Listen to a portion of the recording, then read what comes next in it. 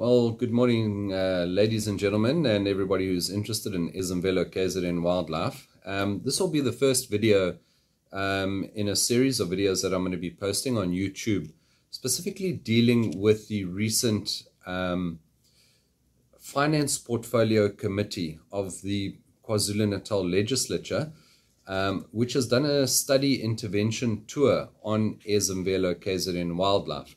Now, as a background to this situation, the Treasury is the financial arm of the KwaZulu-Natal Legislature, and they are the people who have a legislative duty to see if money that is being allocated to various entities and departments are being spent correctly. In the same breath, we as a portfolio committee, myself being a member of the Economic Development, Tourism and Environmental Affairs Committee, which is then split into Environmental Affairs and Ezemvelo KZN Wildlife, in the same breath have an oversight duty. So very often people ask, well, what do we do as members of parliament or as provincial members of legislatures? So our core focus, certainly at a provincial legislature environment, is lawmaking. So those are your provincial ordinances, oversight, which is exactly what we have done now, and public participation. Now, whereas I do believe that our public participation is merely a tick box exercise from time to time. The oversight arm of the legislature is certainly quite strong, and we spend an inordinate amount of time on the road and out and about doing oversight on a variety of things. We have now just concluded the oversight of some Ezemvelo KZN wildlife projects. We have done several with the Conservation Portfolio Committee. And next week we'll be visiting police stations, and we generally will also look at clinics, hospitals and schools. So we do spend quite a bit of time out on the road. Myself having just traveled 1,400 kilometers in 3 days, looking at some of these issues that plague our province. Now, oversight is one thing, but I think the frustration certainly for many MPLs across the political spectrum is looking at it and then getting it fixed at the end of the day.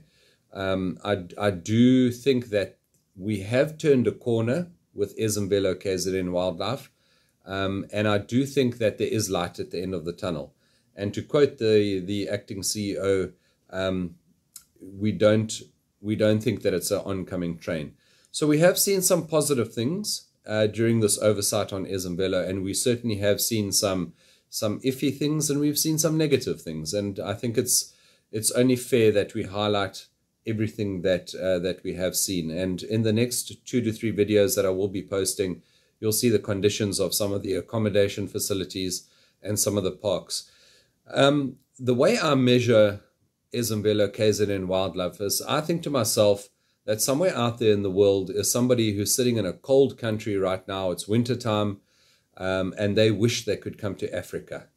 And they wish they could see an elephant or a lion or a leopard, and strangely enough, some of our team did see a leopard at Shushluwe and Mfolozi Park when we were there, and it's nothing but this massive dream for many people, particularly in European countries where it's always cold and rainy.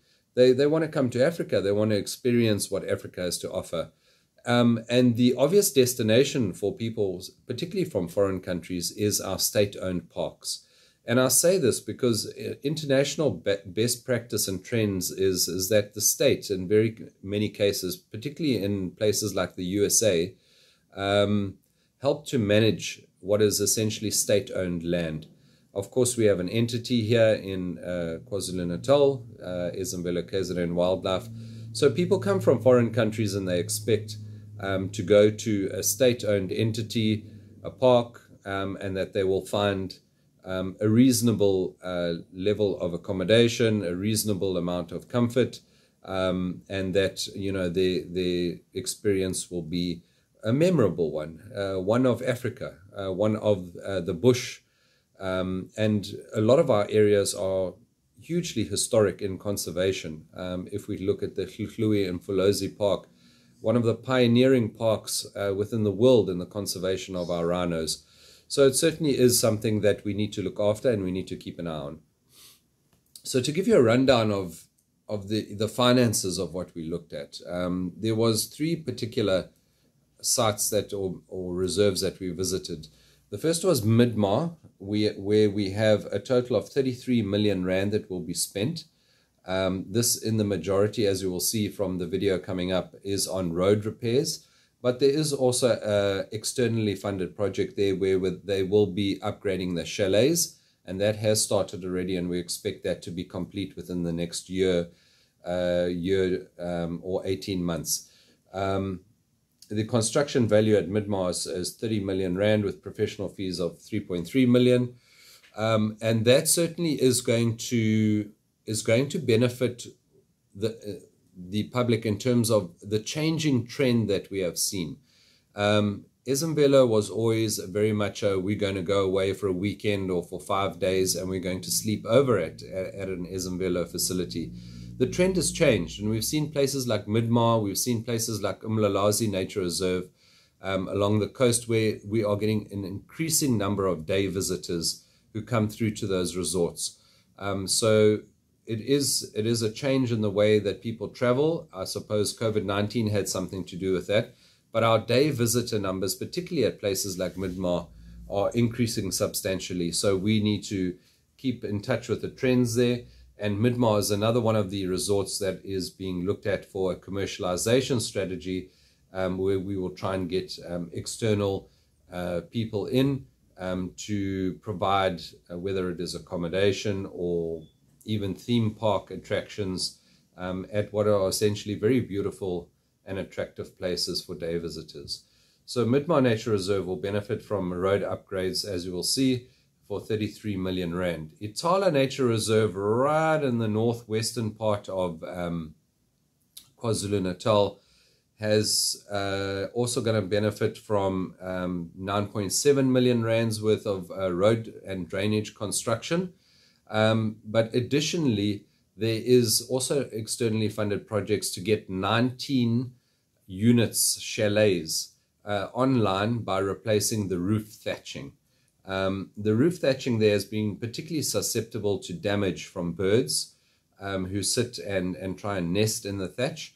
And of course, being in that part of the country where there are a lot of cliffs and mountains, the baboons and the monkeys also enjoy climbing onto the roofs, destroying them, particularly when they look through the thatch for little insects to eat. So the thatch there, in some cases, being completely dilapidated, and in some cases, the accommodation chalets have been standing empty for 5 years.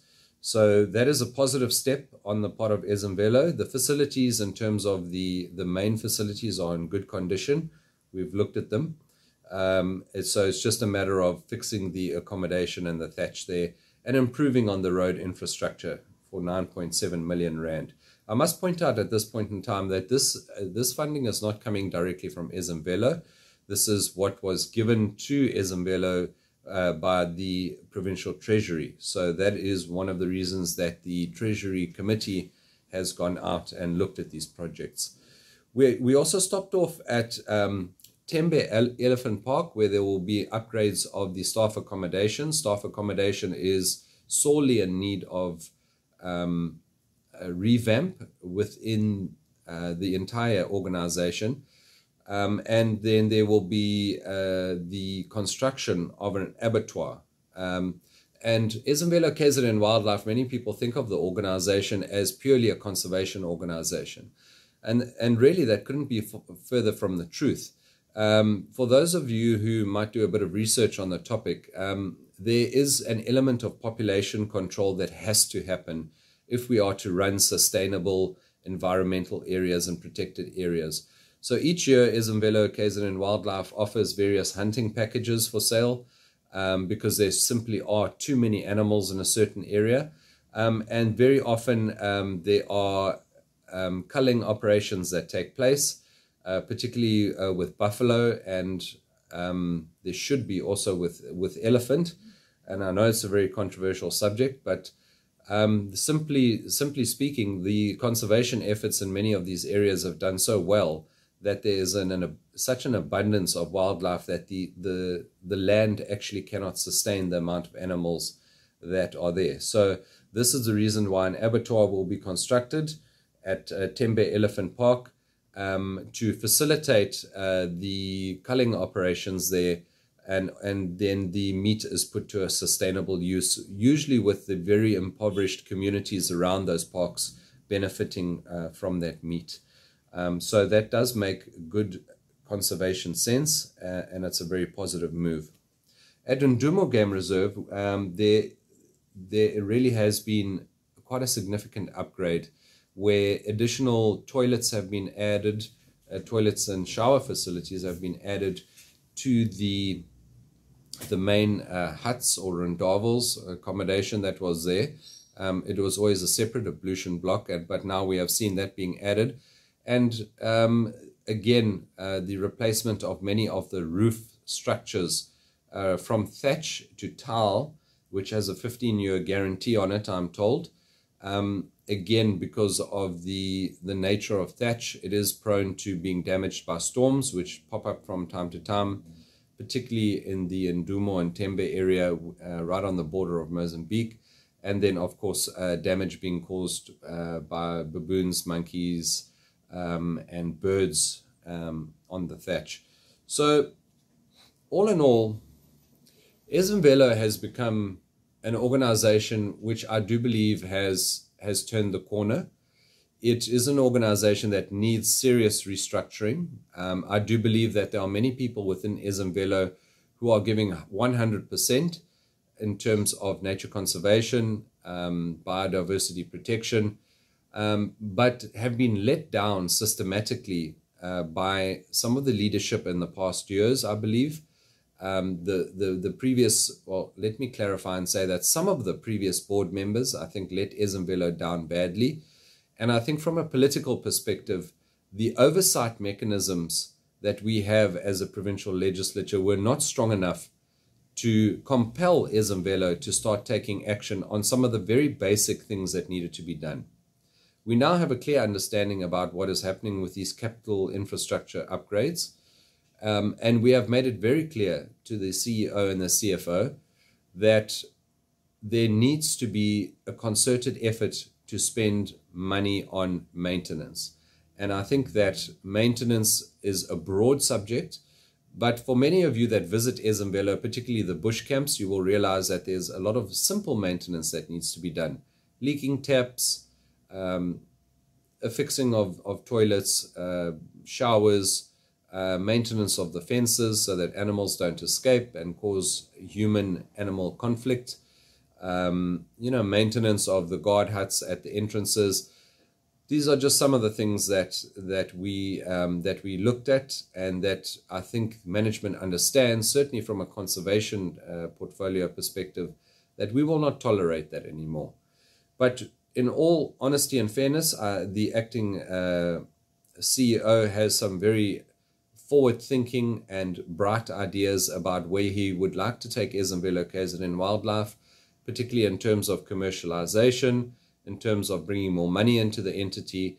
And he's a hands-on man. He personally had a meeting with the maintenance manager at Shushlu and Mfolozi Park and took him to task there for some of the maintenance issues that were picked up as we spent one night there. So these are very positive developments, and I'm hoping that we'll turn the corner with Ezemvelo KZN Wildlife. Added to that is that Ezemvelo has now also procured its own plant. Now, when I speak about plant, I speak about bulldozers, graders, and other heavy machinery that can be used to grade and upgrade internal roads, fix potholes, and do other heavy maintenance functions within the various Ezemvelo reserves. So this is another positive step. We're looking forward to seeing some of those internal roads being upgraded, and of course the visitor experience being improved upon. So all in all, there is the good, there is the bad, and there is the ugly with Ezemvelo KZN Wildlife. There has been some people that have been fired from Ezemvelo KZN Wildlife. There's been a definite increase in the political oversight over this entity, being one of the biggest entities within the ETIA portfolio, with a budget of just over 1.2 billion rand. And we have made it clear, certainly as the Democratic Alliance, that we will not see this entity collapse, and we will not see the kind of degradation continue to take place. We will certainly keep an eye on this, and we have put Ezemvelo on terms. The management knows what our stance is. We want to see the entity excelling. We want to see it being restored to its former glory. We want to see accommodation in an acceptable standard. And above all, we want to see fences and nature conservation, biodiversity protection taking center stage within Ezemvelo.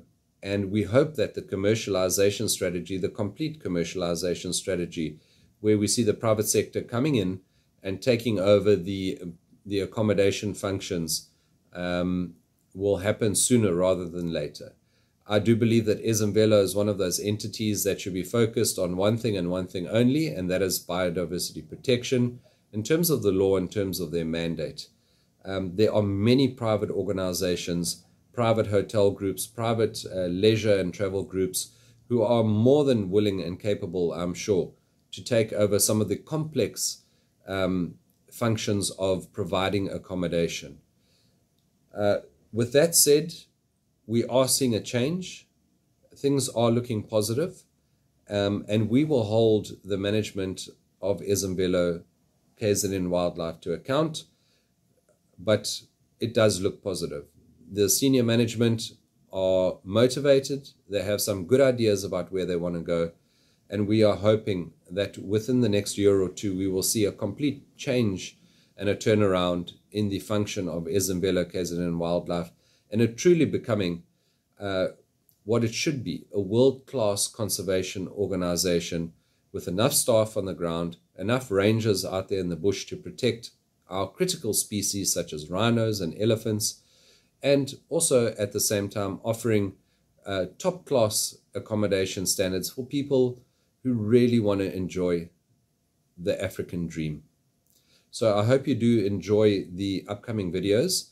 Apologies for this long message, but there is quite a lot to talk about when it comes to Ezemvelo. It is a massive entity with many problems, but there are certainly solutions, and they will be put onto the table. And we will continue as the politicians of the KZN legislature, and particularly us within the Democratic Alliance, to keep an eye on Ezemvelo and to make sure that management and all the staff of Ezemvelo KZN Wildlife deliver on their promises. Thank you for watching.